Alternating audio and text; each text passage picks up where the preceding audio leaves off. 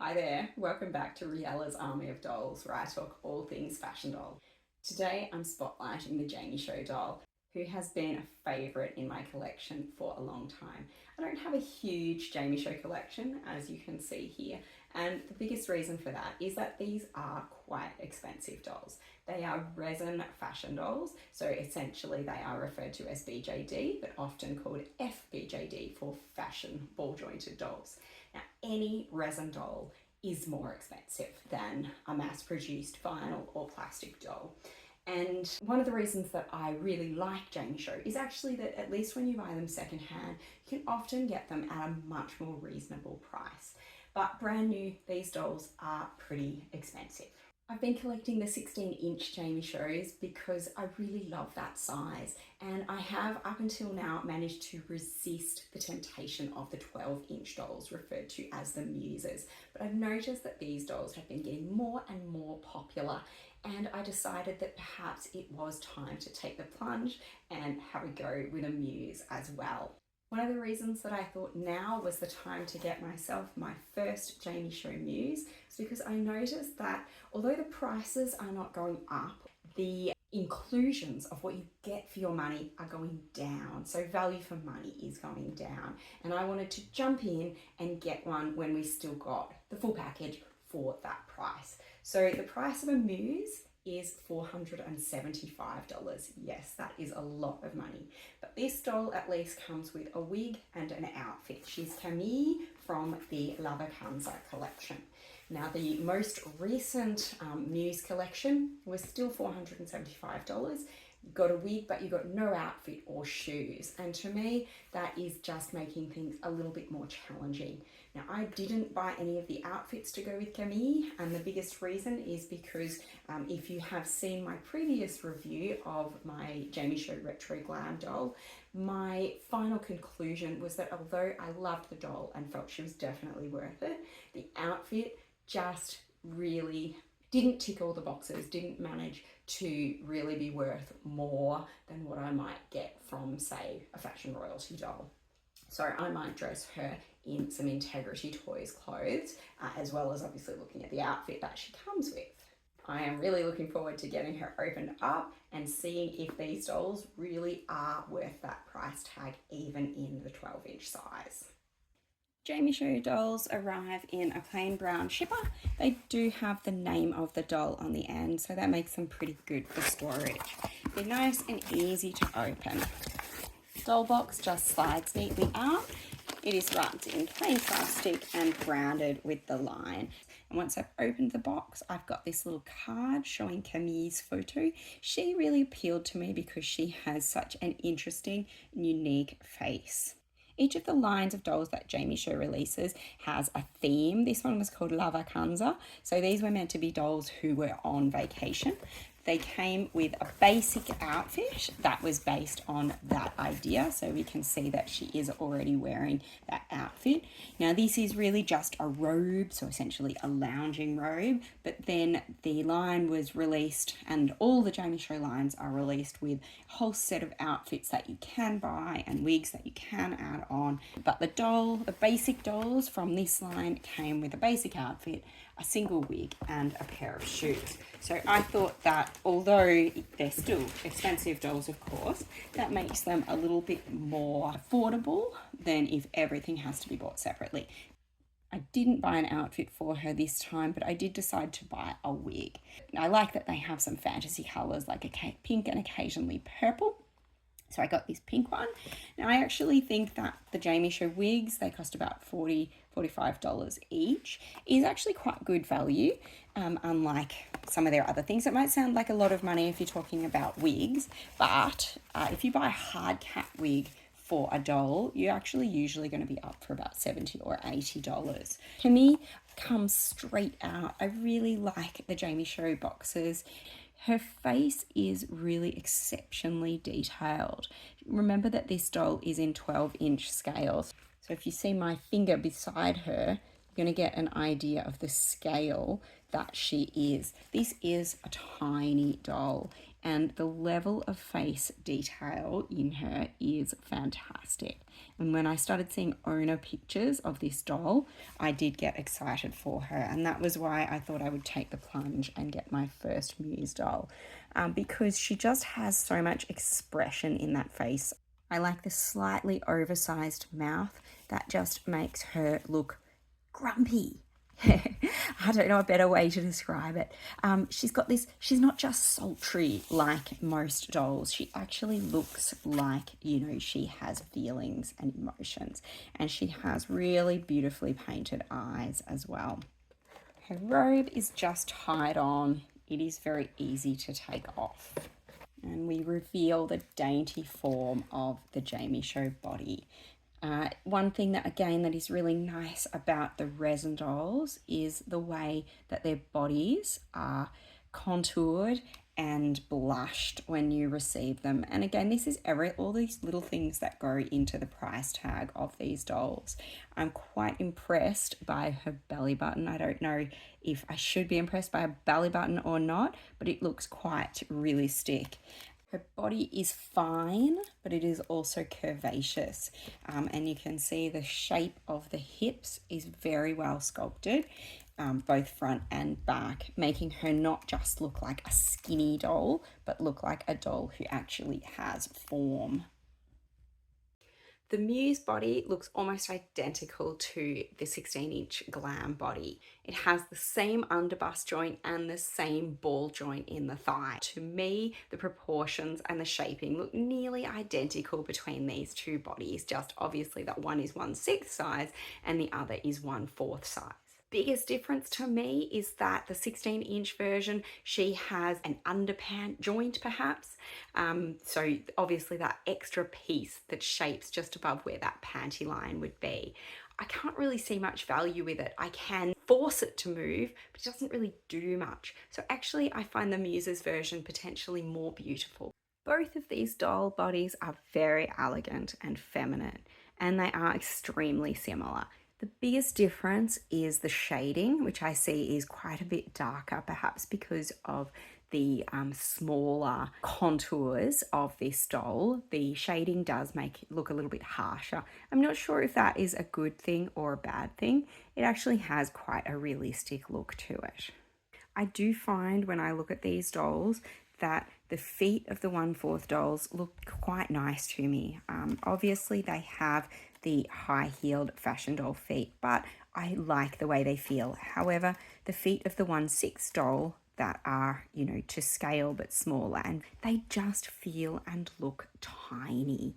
I don't know if that is a trick, but it is one of those things. I mean, I've always thought it's always been, really big in the media that Barbie has these ridiculously tiny feet. And I feel a little bit the same looking at Camille, whereas looking at Sophia, I don't get quite that same feel. Lifted up in the hand, Sophia has a heavy, almost porcelain-like feel. It makes her genuinely feel breakable when you pick her up, and like you need to be careful with her. Camille, in the much smaller form, I don't get that sense at all. She feels light. She feels very, very smooth to touch. So I guess the porcelain feel comes out in the touch, but she doesn't have that sense of fragility that the larger doll does. In fact, she feels quite sturdy to the touch, even her hands. The head of the Jamieshow dolls has a cap that will come off to reveal the inside of her head. If you've never before looked inside the head of a BJD, this can be quite confusing. We see the magnet that holds on her head cap, this ribbon that allows us to pull up her stringing, and the hook and elastic that holds her whole body together. Now, by taking off her head cap, this allows us to change the Jamieshow wig cap system, and it is one of the things that is great about these dolls. You can put regular wigs on them with this wig cap, or you can change them to the wig that comes with the doll or any others that you buy. Now, the wig cap that she came with, it's a very simple little bun. It is quite cute.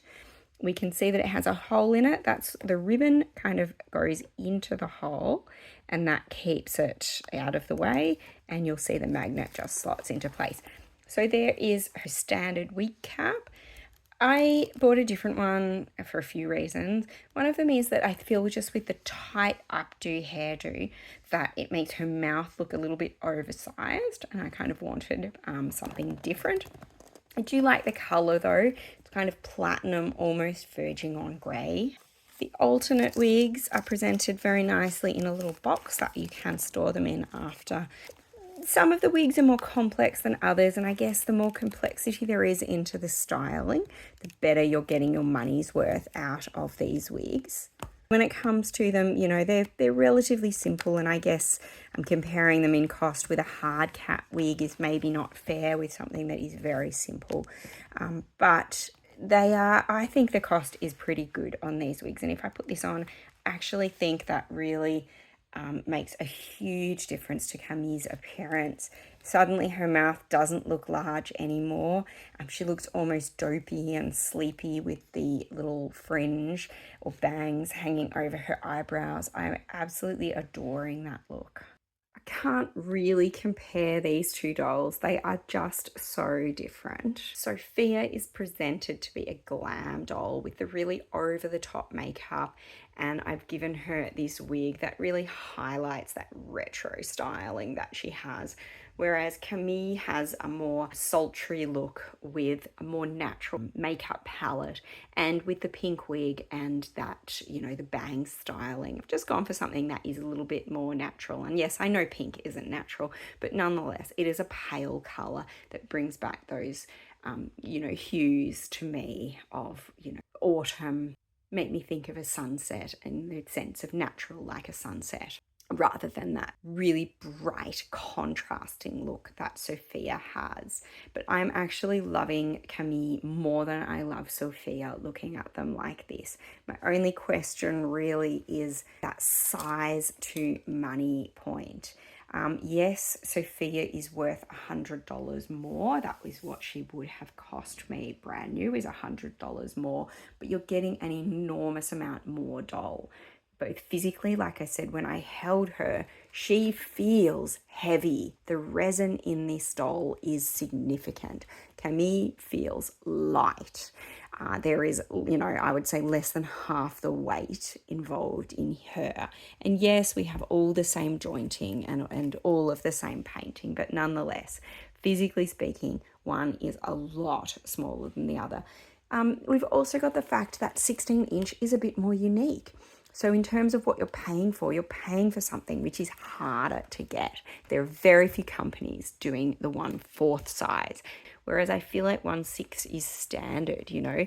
I can go out and buy a Barbie, and yeah, she won't be this beautiful, but I could buy like a Barbie extra with really good jointing, and she might cost me $25.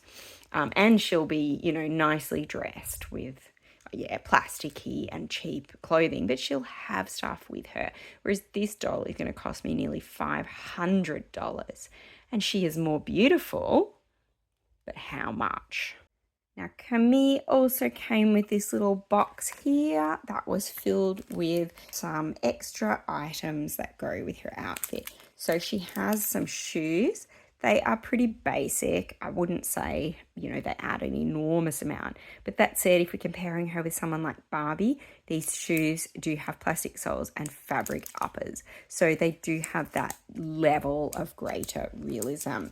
Likewise, we've got sunglasses, and although the front is just a plastic piece, they do have arms that bend. Our earrings, very nice metal. I mean, they're basic, but they're going to be cute little dangles with a sparkle on the bottom. They're very much like human earrings. These pieces you might be mildly confused by if you're not familiar with BJDs. Basically, the idea is that you pull the hand off and replace them with one of these, and it allows you to dress them with clothing that has tight sleeves. We've also got, I think this is a headpiece, kind of like a bandana. I'm going with the idea that she's having like a spa day. And if you're confused about why you would have a piece of foam, this is what's often referred to as magic eraser. if your resin gets any marks on it, and this works for fashion dolls, other fashion dolls as well. So, you know, if you get one of these, they're really, really handy. If you get any marks on your doll, dampen a corner of that and you sort of rub it, you know, in a circular motion, and it should take nearly everything off the doll. It is one of the best little pieces to have in your hardware kit. In fact, the shoes I thought were quite plain are actually really adorable with these little black bows on them. In fact, pretty big black bows, but they are quite a struggle to get on, a lot of jiggling. It's not at all surprising to see that Camille is a little bit shorter than Poppy Parker and much closer in her physical shape to a fashion royalty, and probably also to a new face doll. In fact, when I look at the fashion royalty side by side with Camille, it is very, very similar. It's very clear they're going to share nearly all of their clothing. There are only a couple of slight differences.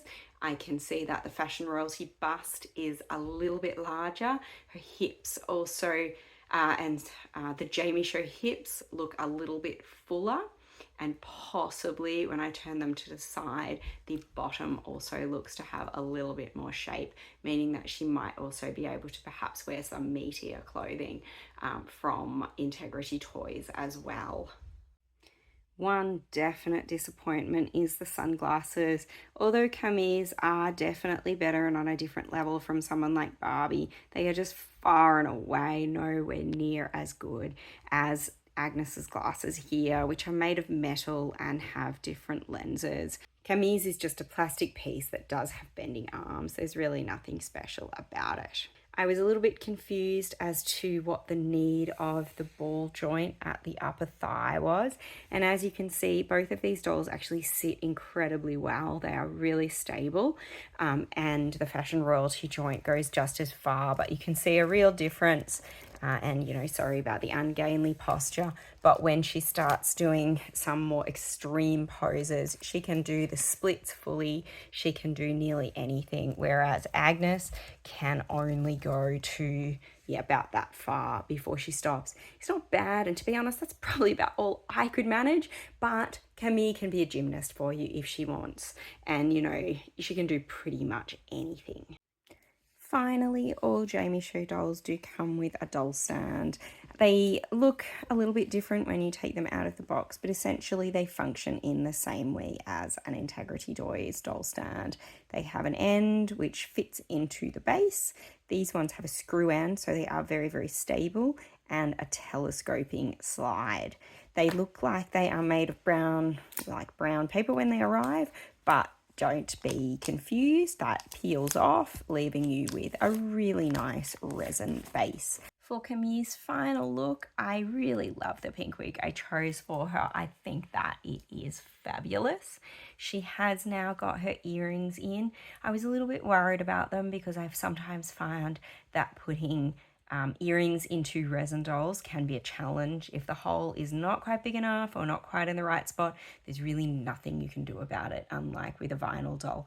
Thankfully, it was pretty easy. I loved this skirt that I found in my stash. It is from an Agnes von Weiss Integrity Toys set, but as soon as I saw it, just saw that the color was like nearly exactly the same as the wig, and I think it is just fabulous. Underneath the skirt, I've left on her little bow shoes. They don't necessarily go with this outfit, but they are fab. I found this little top, which I feel just highlights the kind of fresh springtime feel that I get from her wig, and it is from an R&D Susie doll. Now, looking at these dolls together, it is absolutely worth a reminder that this Agnes is a basic doll, just like Camille is essentially a basic doll. Agnes cost me $99 as a W Club member, that's her full price, whereas Camille cost me $475. So we're talking nearly 5 times the amount. That is pretty hard to believe, I have to say. Camille is beautiful. I mean, just look at her face, and the painting on it is divine. Her shoes are adorable. They are nicer than the basic Integrity Toys shoes, but the glasses are a lot worse. And also her basic outfit. I mean, that little robe, I don't think I'd ever put her in that. Whereas the cute swim set that Agnes came in was really nice. And it's also worth admitting that really it probably isn't fair to say price for price, can we do a comparison? Because when it comes down to it, there are certain things that you simply can't do with a plastic doll that you have to go to resin for. And I mean, resin is intrinsically much more expensive to produce. So I guess it's about thinking whether we need those things. So, for example, the strung jointing, allowing for that truly incredible posing. That said, I don't usually use that level of posing. I know some people do, but personally, I'm someone who really loves to look at their dolls. I love to dress them. I love to put them on display, but getting them to do these outlandish and unique poses is pretty rare. The other thing that I really appreciate about Camille is, so the faces, Agnes's is really nice, but it's kind of flat, you know? And that's because we've got a plastic factory painted doll. Whereas we go to Camille and she has a real depth of character and a really interesting, complex face paint that is from the hand painting that's been done with such a small run. We can't do that if we are producing 5,000, and there were 5,000 Agnes's produced, but there were only about 100 Camille. So it's just a different matter. And the body blushing is another thing, which I think is really beautiful and gives a really great sense of realism. And again, you just wouldn't be able to do that with a large run factory produced doll that is being sold for a relatively small amount. It is the fact that she is expensive and the fact that she is a small production that means you can do things like that. Camille is a really special doll. I genuinely love her and I think she looks absolutely fabulous in my collection. I didn't even realize until I sort of put her up here that I've chosen a skirt that's almost like a miniature version of what my Ginny is wearing. I think that's lovely because Ginny is my favourite of my 16-inch Jamieshow. That said, you know, the question always has to be for me with these dolls, you know, were they worth it? And I do love her. I'm not going to sell her. She has a real place in my collection. But when I think about what a different doll would have cost me, I struggle to answer that question, was she worth it, with a yes. We've also got some other things that come up when we're talking about a BJD. They are just a more challenging type of doll. For example, I've had questions already about how you take the hands off to dress them, how you change the wigs, or how you take the heads off. You have to know that. There's a lot of knowledge that comes with them. If you handle them wrongly, they're going to start staining, they're going to get oil on them. If they fall over, they will break and suddenly their value is halved. So you really have to treat this doll like a piece of art. That said, she kind of is one. She is beautiful enough compared with my other dolls to actually justify that idea of being a piece of art. I think she is one of the most beautiful, if not the most beautiful 12-inch doll that I have had. And I guess one of the reasons why I steer towards 16-inch dolls a little bit more is because it is easier to find those truly beautiful ones, because with a little bit more space, you know, you can kind of make the faces more intense, give them a bit more expression, but it is harder with 12-inch dolls. So I think it is really impressive how stunningly beautiful this doll really is. So am I a Muse convert? Probably not, to be honest. I love her and I might buy another one. I guess maybe she will put some of my other 12-inch dolls to shame when she goes on the shelf with them, and maybe it'd be nice to have a companion for her. But just with the price tag for what you get, I don't think this is a doll line I'm going to be investing a lot in, but I am definitely going to be watching them and looking at what comes out because they are truly beautiful. So let me know if you agree or disagree with my feelings about the Muses line and this incredibly beautiful Camille. I definitely would say if you're on the fence and thinking about it, this is a doll line that is truly beautiful. But go into it knowing what you're going to spend and what you're going to get out of it. And if you haven't yet subscribed to my channel, please make sure to hit that button right now.